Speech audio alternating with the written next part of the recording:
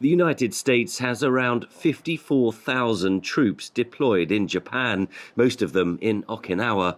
The Kadena Air Base is America's largest in the Pacific. US Secretary of State Antony Blinken and Defense Secretary Lloyd Austin held talks with their Japanese counterparts Sunday and announced a major shift in defense relations. The United States will upgrade the U.S. Forces Japan to a joint force headquarters with expanded missions and operational responsibilities. The upgraded command will be led by a 3-star general. That means that Americans are serious. Americans are really serious about fighting a war with Japan. Against whom? I don't know. Whoever wants to change the status quo by force, we may have to fight.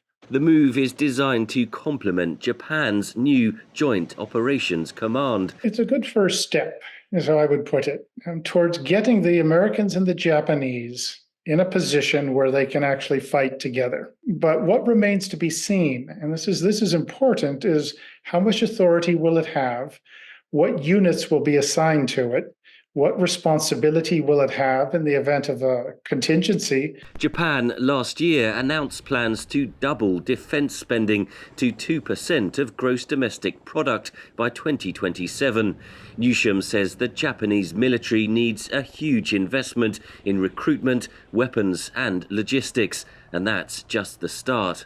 How are you going to actually link up with the Americans to fight? What have you already done? Have you done the necessary planning and training so that you can just fall right in and deal with a real-world contingency? There are fears such a contingency is dangerously close.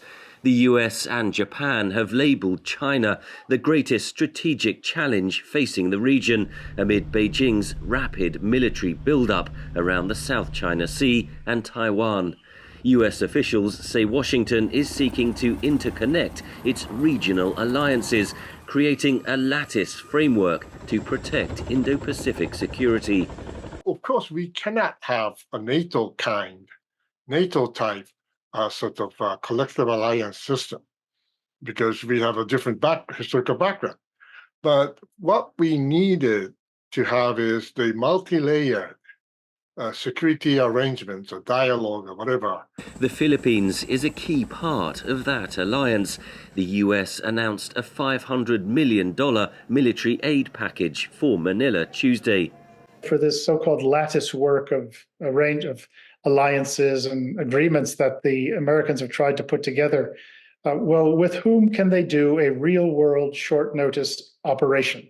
That means if you had to go out and really do something for real, like fight, who could they do it with?